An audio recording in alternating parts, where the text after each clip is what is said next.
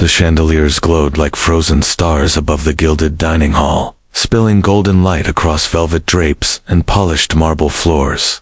This was not just a restaurant. It was Ramiz Khan's pride, his empire of elegance, where the city's wealthiest gathered to dine, gossip, and be seen.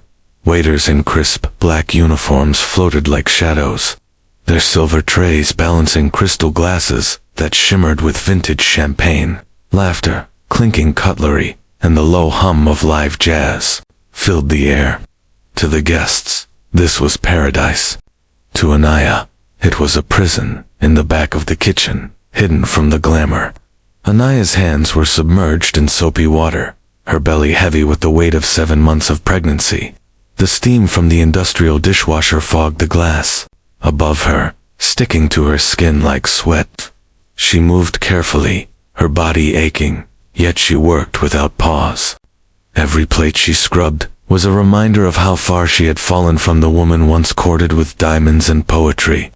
To the wife now treated like a servant in her husband's empire, through the small glass window of the kitchen door, she could see them Ramiz and Kanza glowing in the spotlight.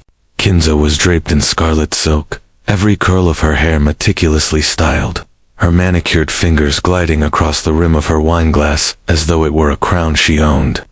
Guests leaned in when she spoke, laughing at her every comment, believing her to be the lady of the house.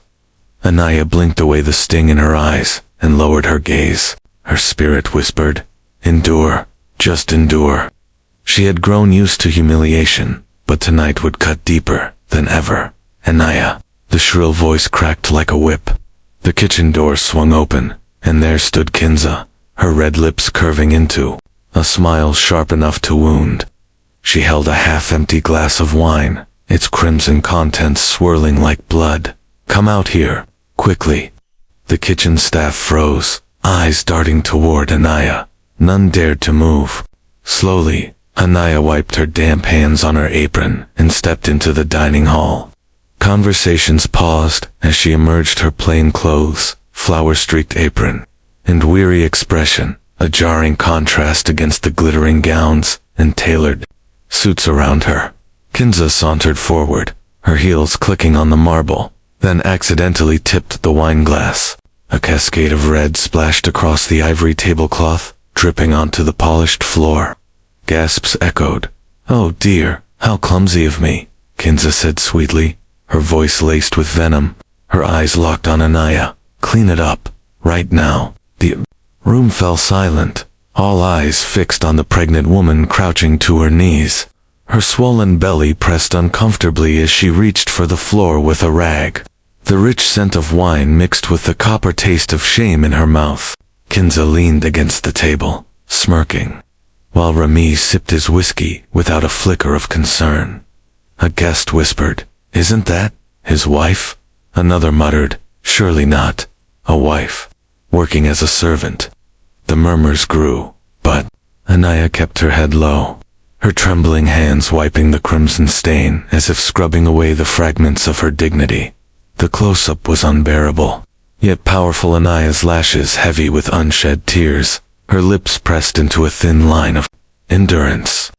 Pain radiated in her eyes, but somewhere beneath it burned a quiet flame. She did not cry, she did not beg, she only endured. When she rose, rag clenched in her fist, Kanza leaned close, whispering just loud enough for nearby guests to hear, "Remember, your place, dishwasher? Some of us are born to shine, others, to scrub." Anaya's jaw tightened. For a brief moment, her gaze lifted, catching her reflection in the polished silver tray of a passing waiter. She saw herself not broken, not defeated, but still standing. And though her body bent under the weight of humiliation, her spirit whispered a vow, silent but unyielding. This is not the end.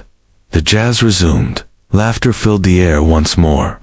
But the echo of that vow lingered, an invisible spark that would ignite a storm yet to come. The night after the humiliating dinner, the city skyline glittered like scattered diamonds beyond the tall glass windows of Zara and Zoya's penthouse. The twins, identical in face yet distinct in presence, sat across from one another at a mahogany table. Their laptops glowed, filled with financial charts and stock reports, but their minds were elsewhere. Zara leaned back, her sharp black suit crisp as armor, her gaze piercing as she replayed the scene she had witnessed earlier. Zoya, softer in demeanor, yet no less powerful, tapped her pen nervously against a notebook. They had both been there, in the restaurant, watching from a corner table as their sister Anaya was dragged into humiliation. Neither had spoken in the moment, out of shock, fury, and the kind of silence only sisters could share. But now, in the privacy of their home, the storm inside them broke. "She's pregnant," Zoya whispered, her voice shaking. 7 months, Zara, and he let her scrub floors like a servant in front of strangers. Zara's jaw tightened. No, he made her, and that woman. Her hand curled into a fist. "Kanza, I will see her drown in the wine she spilled." The anger was not just about tonight, it was about a wound carved years ago, one that never truly healed. Flashback. The screen of memory flickered to their childhood. 3 little girls in matching cotton frocks ran through a narrow alley, laughter echoing against the walls of a modest home. Zara, Zoya, and Anaya were born minutes apart, yet always insisted they were one heartbeat divided into 3. Their mother, a seamstress, often reminded them, "Triplets are rare, but your bond is rarer. Protect one another, for the world will not be kind." Once, a group of neighborhood boys mocked Anaya for being quiet, for preferring her books and sketches over games. It was Zara who stood in front, fists raised, daring them to try. It was Zoya who pulled Anaya close, whispering, "No betrayal, no cruelty will ever break us. We are one." That vow became their childhood anthem, through scraped knees, stolen lunches, and even through the pain of losing their parents far too young.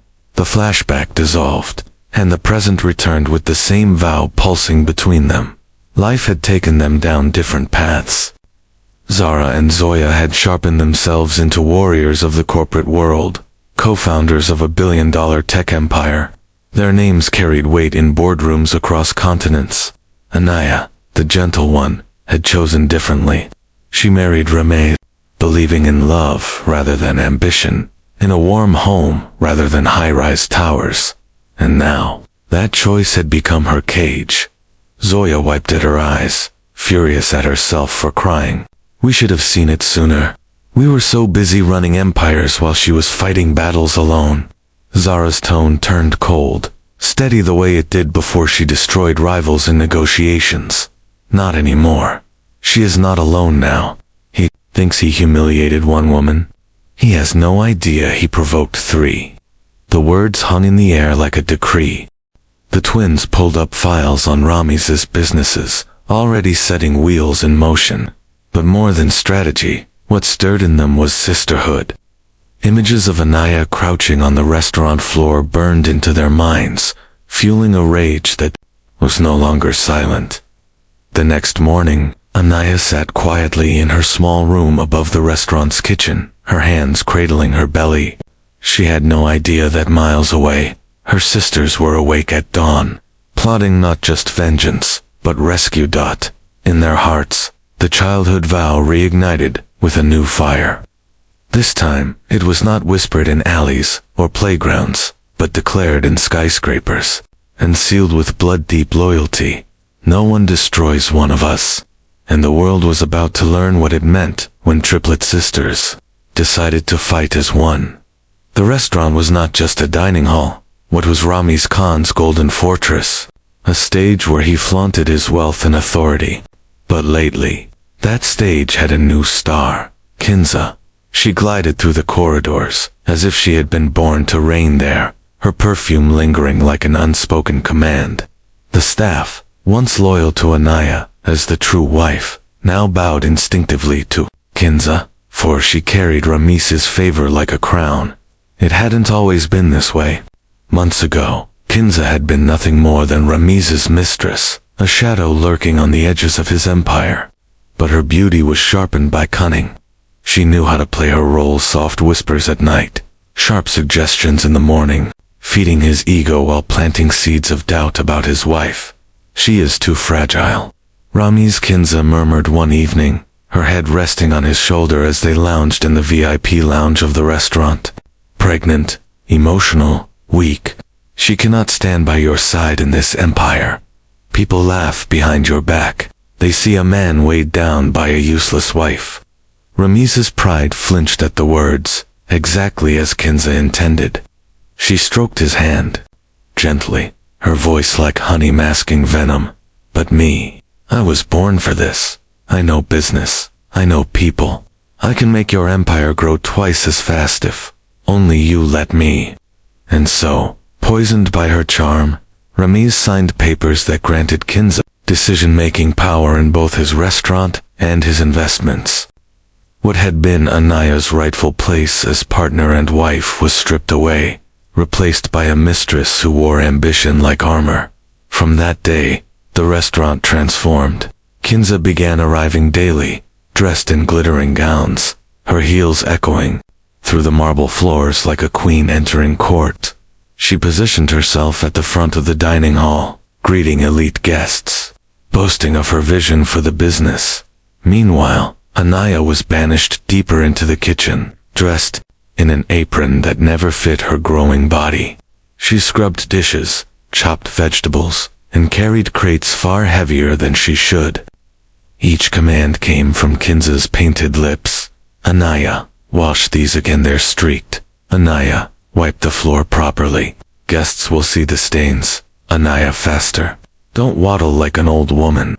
Laughter followed those taunts, and though Ramiz occasionally glanced her way, he never intervened. He had swallowed Kanza's poison whole. Behind the polished mirrors of the restaurant, Kanza plotted her next move. Anaiah's presence was still a threat, however diminished. As long as she lived under Ramiz's roof, there was a risk she could claim her rightful position. Especially once the child was born. Kanza confided in a close friend one night over champagne. "Do you know why I push her into the kitchen?" she asked, her lips curling into a cruel smile. "Because every queen needs a servant to remind her of her throne. But soon, even that will end. When the baby comes, I will make sure she disappears." Her laughter was low, chilling, as though she had already written Anaiah's fate. For Anaiah, the days blurred into endless labor. Each clatter of dishes was a blow to her dignity. Each cruel word from Kanza chipped at her heart. Yet, within her, something stirred: quiet resilience. She did not answer back. She endured, her hand instinctively shielding her belly as though protecting not just a child, but a future Kanza could never touch. Kanza mistook that silence for defeat. She believed she had erased Anaiah's spirit, reduced her to nothing but a shadow. What she failed to see was the ember glowing beneath the ashes. An ember waiting for the right moment to burn her carefully built palace to the ground. The clang of dishes, the hiss of boiling water, the sharp temps of bleached D's became Anaiah's daily soundtrack.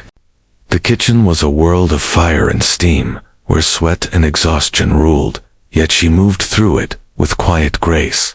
Her body bore the marks of strain, swollen feet pressed into thin shoes, aching joints protesting every step, and a heaviness in her back that bent her posture. Yet Anaiah did not falter. Every movement, every painful breath, was carried out with a calm endurance that astonished the younger kitchen staff. They often whispered among themselves, "She's 7 months pregnant. How does she stand all day?" But Anaiah pretended not to hear. She kept her head bowed, her hands busy, her mind somewhere far away from the grease-stained counters. Late at night, when the clamor died down and she was finally alone, Anaiah would sit by the small cot in her cramped quarters above the restaurant. One hand rested on her belly, the other clutching a worn sketchbook. It was filled with drawings of cupcakes, loaves of bread, warm pies, dreams of a bakery she had once imagined, opening with Ramiz, before betrayal soured their marriage. Now, those sketches were more than dreams. They were promises. She would trace the outlines of her drawings with her fingers and whisper softly to the child growing inside her. One day, my love, I will build a place where you smell nothing but fresh bread and sugar, where no one will shout at us, where kindness will fill the air, not cruelty. Her voice cracked, but she smiled through the tears. You are my hope. I will not break, because I carry you.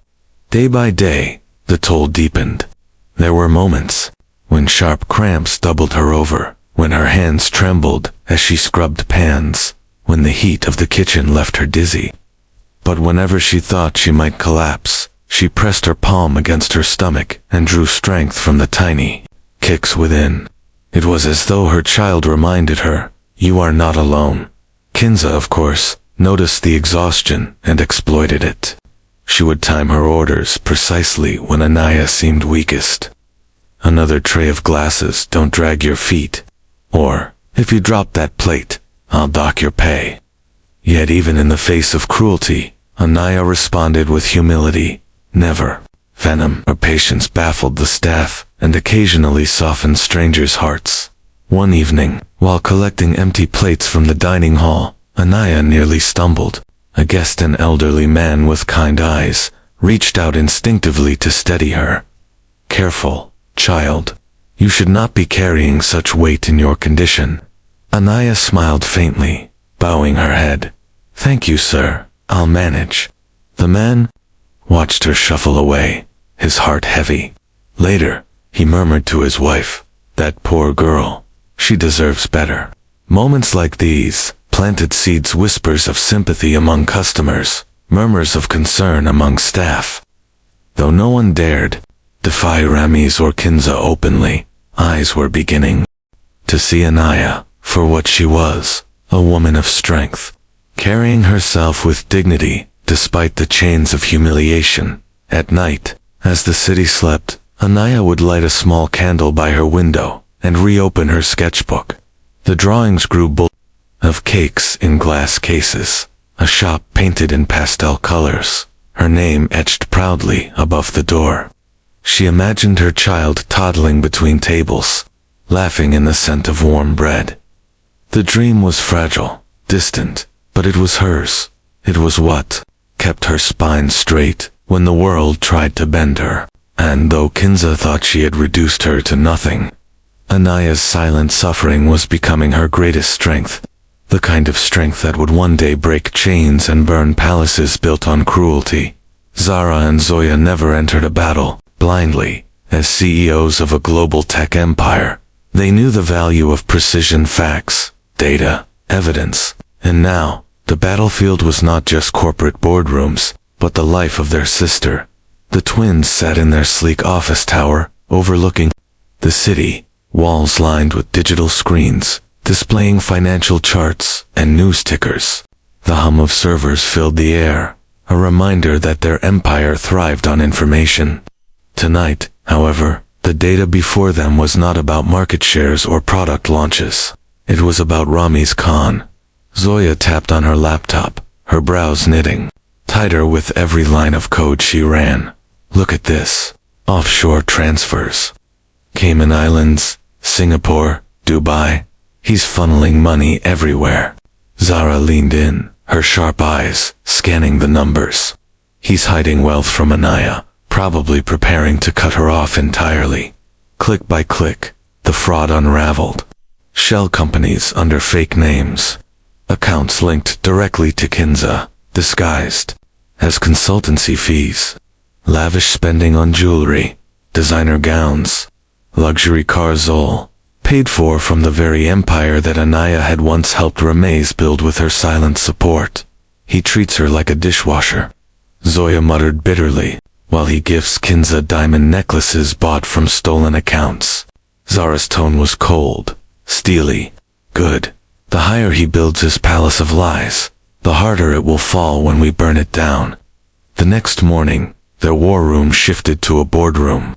Zara, dressed in a black power suit, strode to the head of the table, where a dozen analysts awaited. The room buzzed with anticipation. These were not ordinary employees, but hand-picked operatives skilled in finance, tech, and intelligence. "We're digging into Ramiz Khan," Zara announced, her voice slicing through the air. "Every file, every transaction, every whisper of corruption. Leave no stone unturned." Zoya followed, softer in tone but equally resolute. "And his mistress Kanza, we want her history education, bank statements, previous employers, even the perfume she wears. She's not just a mistress. She's a viper, and we're going to cut off her fangs." The analysts got to work, screens lighting up with streams of data. Within days, a dossier thicker than a novel piled up. Kanza had a history of manipulations, broken engagements, both men mysteriously bankrupt afterward, a trail of lawsuits she had buried with settlements, a social ladder climbed on seduction and deceit. Zara flipped through the file, her lip curling. She's not clever, just greedy.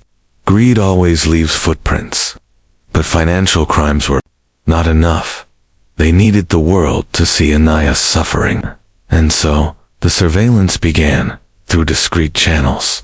Zoya hired a team to install microcameras in the restaurant, tiny black dots hidden in chandeliers, behind picture frames, even inside the kitchen clock. Every movement was recorded. Kanza strutting like royalty, Ramiz barking orders. Anaya bent over dishes with swollen ankles. One clip showed Kanza deliberately shoving a tray toward Anaiah, laughing when it nearly toppled onto her belly. Another captured Ramiz coldly sipping whiskey, while his wife scrubbed the floor. Zoya's fists clenched as she replayed the footage late one night. How can he watch her suffer and do nothing? Zara leaned against the glass wall, her reflection as sharp as her words. Because he thinks she has no one. He forgot she has us. With every piece of evidence, the sisters' plan sharpened. They weren't going to storm in recklessly. No, they would dismantle Ramiz and Kanza, the way surgeons remove poison methodically, precisely, leaving no chance of revival. For years, people had underestimated the triplet bond. Now, as the cameras rolled and files stacked higher, Zara and Zoya were ready to prove a truth Anaiah had almost forgotten. No matter how silent her suffering, she was never alone. The restaurant gleamed brighter than ever that night. Chandeliers shimmered, violins played softly, and the air buzzed with the laughter of the city's most powerful. Ramiz Khan stood at the entrance, his arm wrapped around Kanza's waist, as though she were his queen. Tonight's occasion was meant to be a triumph, a charity dinner, to showcase his influence among the elite. What he did not know was that the event had been orchestrated, not by him, but by Zara. The triplet sister had moved silently, using her connections and name as CEO to secure the guest list. Senators, shareholders, top journalists, philanthropists, they were all there, sipping champagne, waiting to be impressed. To the crowd, it was simply another glittering evening in the Khan Empire. But for Zara and Zoya, hidden in plain sight, at one of the back tables, it was the opening move of a carefully laid trap. The evening began with pomp. Kanza, dressed in emerald silk that caught the candlelight, worked the room with practiced ease. She laughed too loudly, spoke too sweetly, and never missed a chance to flaunt her supposed status as the lady of the house. Ramiz basked in her glow, blind to the whispers of skepticism already forming among guests who had begun to notice inconsistencies in his story. Then, as if on cue, Kanza struck. She called out from across the hall, her voice slicing through the music. "Where are you? Come here." From the kitchen doorway, Anaya appeared, her plain apron stained from hours of labor. She carried a tray of glasses, her belly straining against the fabric. The room fell briefly silent as eyes darted between the glamorous mistress and the weary wife. Kanza smirked. "Careful with those glasses, dishwasher. We wouldn't want you to embarrass us in front of our distinguished guests, would we?" A ripple of uneasy laughter followed, though many shifted uncomfortably in their seats. Ramiz chuckled, raising his glass, as if to normalize the cruelty. That was the moment Zara chose to strike. The lights flickered once, then dimmed. The violins stopped. All attention turned to the giant screens mounted on the walls intended to display the charity's mission statement. Instead, grainy footage appeared. Gasps erupted. The first clip showed Kanza deliberately spilling wine, forcing Anaya to clean the mess on her knees while guests watched. The second showed Ramiz ignoring his wife's struggle as she lifted heavy crates in the kitchen. The third, perhaps the most damning, captured Kanza shoving a tray dangerously close to Anaya's swollen stomach, laughing as though it were a game. The room was frozen in horror. Women covered their mouths, men shook their heads, murmurs turned into outrage. She's pregnant. How could he? This is abuse. Anaya stood rooted to the spot, her eyes wide, as if unsure whether to flee or hide. But Zara and Zoya locked eyes with her across the hall, their silent message clear: stand tall. The world finally sees. Ramiz shot to his feet, his face reddening. Turn that off. Who gave permission? But it was too late. The damage was irreversible. Shareholders in the crowd pulled out their phones, already messaging associates. Journalists scribbled furiously, cameras flashing.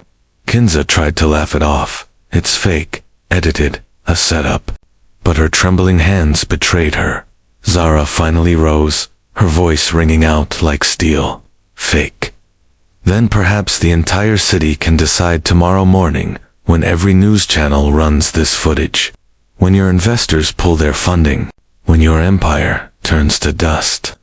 The crowd erupted, some jeering, some walking out in disgust. Ramiz's jaw clenched as he realized the noose tightening around him. For the first time, Kanza's confident smile faltered, and at the heart of it all stood Anaya, stunned but no longer invisible. For years, she had been silenced in the shadows. Tonight, under the unflinching gaze of the elite, her suffering had become undeniable truth. The first strike had landed, and the cracks in Ramiz's empire had begun to split wide open. The night of the charity dinner left Kanza shattered. Her flawless image had cracked under the weight of truth. And though Ramiz raged against the humiliation, it was she who felt the deeper sting. The murmurs of Mistress, the looks of disgust, the whispers that she was a fraud, they followed her like ghosts. Rage boiled beneath her jeweled skin. Anaya had to go. In Kanza's mind, there was no other solution, so long as Anaya breathed. She was a reminder of Kanza's failure to completely erase her. Worse, the sympathy Anaya now evoked from guests and staff alike threatened Kanza's grip on the empire she had nearly stolen. She could not allow her rival to rise from the ashes. The plan formed late one night as Kanza stalked the restaurant kitchen. The burners hissed softly, the scent of gas lingering faintly in the air. Her red nails traced the metal pipe along the wall, an idea igniting in her mind like a dark flame. An accident. She whispered to herself, her reflection in the steel oven smirking back. Pregnant woman, careless, distracted. No one will question it. Her hands moved quickly. She loosened a valve behind the ovens, careful to leave it just enough ajar so the leak would not be immediately detected. A single spark at the right time would turn the kitchen into an inferno. The following day, Anaya returned to her endless labor. Her body ached more than usual, but she pressed on, whispering promises to her unborn child as she washed trays and stacked dishes. She did not notice the faint hiss beneath the clamor of pots, nor the sharp temps in the air that burned the throat if one breathed too deeply. As the dinner rush neared, Kanza appeared at the kitchen door, eyes glittering with anticipation. Faster, Anaya, she said, her tone unusually sharp. The guests won't wait for your clumsy hands. She lingered, watching every move, waiting for the spark that would seal her victory. Then, it happened. A junior cook lit a burner, and the faint hiss roared into sudden flames. Fire leaped across the stove, licking up the wall. Screams erupted as the staff scrambled. Anaya froze, her instincts torn between fleeing and shielding her belly. The fire surged toward the leaking valve. One more second and it would be over. But then, Zara burst through the kitchen door. She had come to check on her sister after receiving word of suspicious activity. Her sharp eyes immediately caught the open valve, the unnatural strength of the fire. Without hesitation, she lunged forward, grabbing Anaiah's arm and pulling her away just as the flames erupted. A blast shook the kitchen, sending dishes crashing and smoke billowing.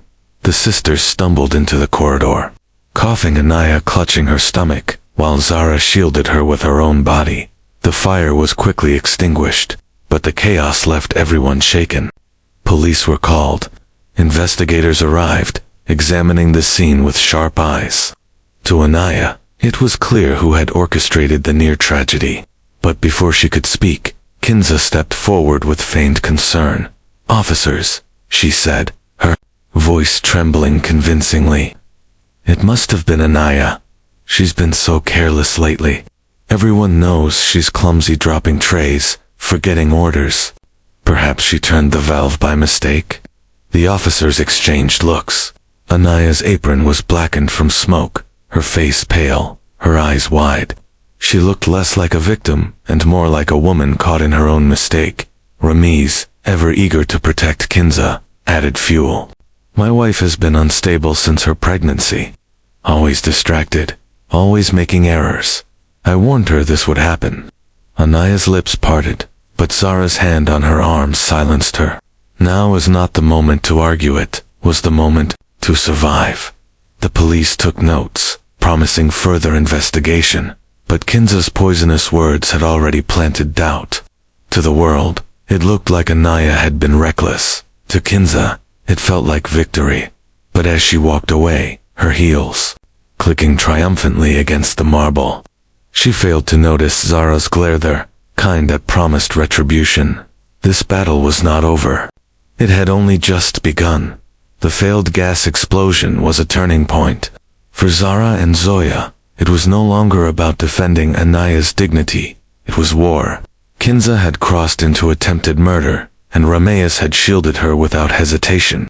If the law could be bent by lies, then the battlefield would be business, the one arena where the sisters had always thrived. In Zara's penthouse office, the atmosphere was charged.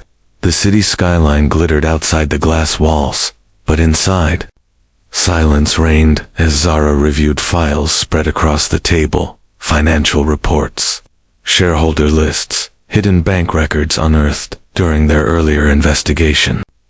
Zoya leaned forward, tapping one paper with manicured fingers.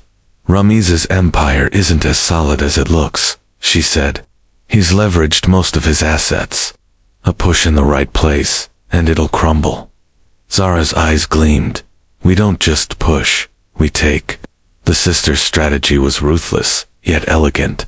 Through a web of proxy buyers, shell corporations, and silent investors, they began acquiring majority shares in Ramiz's company.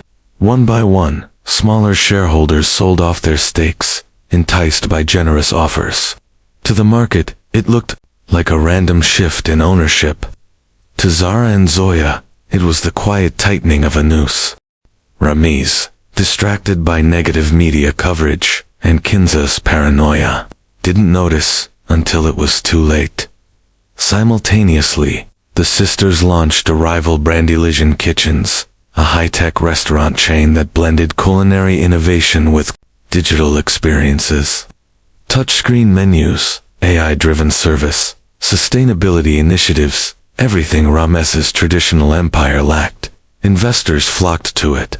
Former clients of Ramiz's restaurants defected overnight, lured by the promise of something new, something futuristic. The first Elysian outlet opened downtown with a flourish. The grand opening was covered by every major network. Cameras flashed, influencers live-streamed, and at the center of it all stood Anaya. Gone was the weary, humiliated woman in a grease-stained apron. In her place stood a luminous figure draped in an elegant ivory dress, her baby bump proudly visible. Her face carried quiet strength, her eyes no longer dulled by tears, but sharpened by resolve. She cut the ribbon with steady hands, while the crowd erupted in applause. Reporters shouted questions, microphones thrust forward. Double quotes, Mrs. Anaya, what inspired you to step into the spotlight? Anaya's smile was soft but unshakable. Resilience, she replied. For too long, women have been told to stay silent, while enduring cruelty behind closed doors. I want to show that no matter what, you face even betrayal, even humiliation, you can rise again, and you can build something beautiful from the ashes. Her words rippled through the audience, shared instantly across social media.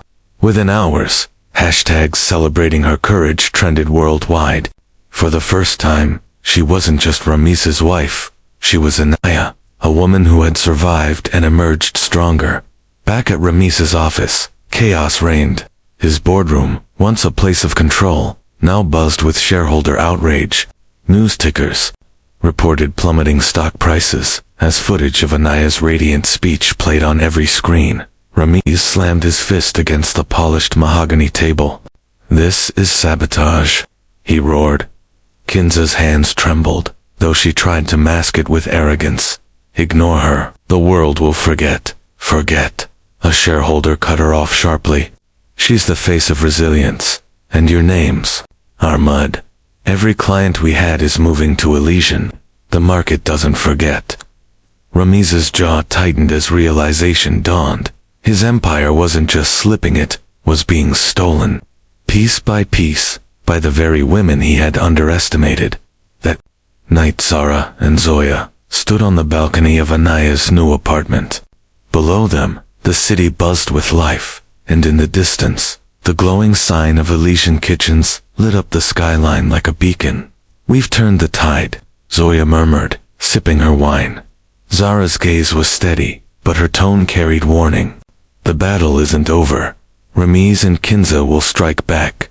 But now we hold the power." Inside, Anaya sat by the window, sketching bakery designs once more only. This time, she wasn't dreaming in secret. The world was finally watching, and for the first time in a long time, she believed she had a future worth fighting for. The city's courthouse had never seen such chaos. Reporters swarmed the marble steps, their cameras flashing like lightning as the trial of Ramiz Shah and Kanza Malik began. The world was hungry for answers to powerful figures, once the darlings of the culinary industry, now accused of betrayal, fraud, and attempted murder. Inside, the air was heavy with tension. The oak-paneled courtroom buzzed with whispers, every seat filled. Anaya sat quietly in the front row, her sisters Zara and Zoya on either side, like sentinels. Her hands rested protectively over her baby bump, her gaze steady. This was no longer just about survival, it was about justice. The prosecution wasted no time. Piece by piece, they dismantled the glittering facade of Ramiz and Kanza's empire. Screens flickered to life, playing hidden surveillance footage captured in the restaurant's back rooms. Ramiz berating Anaya, Kanza smirking as she spilled hot tea deliberately onto her lap, their whispered conversations plotting to erase her existence. Gasps rippled through the crowd, the jurors shifting uncomfortably in their seats. "Ladies and gentlemen," the prosecutor said, voice rising, "this is not a marriage, nor a partnership. This is systemic abuse, meticulously covered up, until these sisters had the courage to bring the truth into the light." Next came the financial crimes. Accountants testified about offshore holdings, hidden bank accounts, and millions siphoned from investors. Charts illuminated the fraud, red arrows showing stolen funds funneled into Kanza's private accounts. Zoya exchanged a look with Zara. Every late night, every spreadsheet combed through it, was all paying off. Then came the most damning piece of evidence. A technician played the recording from the night of the accident. The faint hiss of gas filled the courtroom speakers, followed by Kanza's voice, sharp and cold. "One spark, and she never trouble us again." The room froze. Even Ramiz shifted in his chair, his mask of arrogance slipping when Kanza took the stand. Her composure shattered almost immediately under cross-examination. The defense attorney tried to paint her as a loyal partner, but the prosecutor's questions cut like knives. "Ms. Malik, Did you or did you not tamper with the kitchen's gas line the night Mrs. Anaya narrowly escaped death? Kanza's face drained of color. I never. The prosecutor pressed play on the recording again.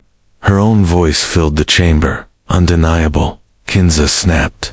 She gripped the edge of the witness stand, eyes wild. She deserved it. She screamed, pointing at Anaya with trembling fingers. She was weak, pathetical ways in the way. He belonged to me, not her. Gasps erupted. The judge slammed his gavel, calling for order, but the damage was done. The jury had seen the truth, not ambition, but malice. Ramiz tried to salvage dignity when it was his turn to testify, but arrogance betrayed him. He spoke of business pressures, of being misunderstood, of betrayal by his own wife. But under the prosecutor's relentless questioning, he stumbled. Double quotes, Mr. Shah, is it true you signed documents authorizing fraudulent transfers into Ms. Malik's accounts? I trusted my staff, he muttered. And is it also true you struck your wife on multiple occasions? That you mocked her in front of employees and guests? That's exaggeration. The prosecutor leaned forward, voice steady. Then perhaps the jury should watch this. The screen lit up again this time, footage of Ramiz's slap at the charity dinner, the sound echoing across the silent courtroom. By the time closing arguments were made, the verdict was already clear in the hearts of everyone present. Hours later, the jury filed back in. On all counts of fraud, abuse, and attempted murder, we find the defendants guilty. The courtroom erupted. Reporters bolted for the doors, their voices carrying headlines before the ink was dry. Kanza collapsed into sobs, clawing at her designer dress as officers restrained her. Ramiz sat frozen, his empire in ruins, his freedom gone. Anaya remained still. A single tear rolled down her cheek, not of sorrow, but of release. Zara gripped her, and Zoya whispered, "It's over." And for the first time in years, Anaya truly believed it. Months had passed since the courtroom verdict, but the echoes of that trial still rippled through the city. Ramiz Shah was locked away, his once glittering empire reduced to ash. Newspapers, that once celebrated him, now printed his name beside the words fraud, abuser, and convict. His mistress, Kanza Malik, had vanished from the public eye, disgraced. Her social media wiped clean after her hysterical courtroom outburst went viral. But while their world crumbled, a new one was blooming for Anaya. The maternity ward was quiet, bathed in golden afternoon light. Anaya cradled her newborn daughter against her chest, the tiny heartbeat steady and strong. Her baby's fingers curled instinctively around hers, and for a moment, tears spilled freely down her cheeks. She had survived the fire, the humiliation, the betrayal, only to be reborn in this moment. Holding the most precious proof of resilience, Zara stood near the window, smiling, her sharp business-suited exterior softening as she watched her sister. Zoya arranged flowers by the bedside, her gentle touch reflecting the caretaker's soul she had always been. The triplets were whole again, bound, not just by blood, but by the battles they had fought side by side. "She's perfect," Zoya whispered, brushing a fingertip across the baby's cheek. "And she'll never know fear," Zara added firmly. "Not while we're here." Anaya smiled through her tears. "Her name will be Amo, Hope." The sisters exchanged a look, because that was what she was. Hope born from ruin. Weeks later, cameras once again flashed, but this time they weren't aimed at scandal. They were aimed at rebirth. A tall glass building, once an abandoned office block, had been renovated into something extraordinary. The Amel shelter for women. Outside its doors, a crowd gathered: politicians, journalists, survivors, and supporters. On the front steps, the triplet sisters stood together, facing the world. Zara took the microphone first, her voice clear and commanding. "When our sister was silenced, when she was humiliated, the world told us to stay quiet, but we chose to speak. Today, this shelter stands as proof that no woman will ever face the darkness alone again. Applause thundered. Zoya stepped forward next, her softer tone carrying weight nonetheless. Inside these walls, survivors will find not just shelter, but healing. Counselors, job training, legal aid, everything they need to rebuild what was broken.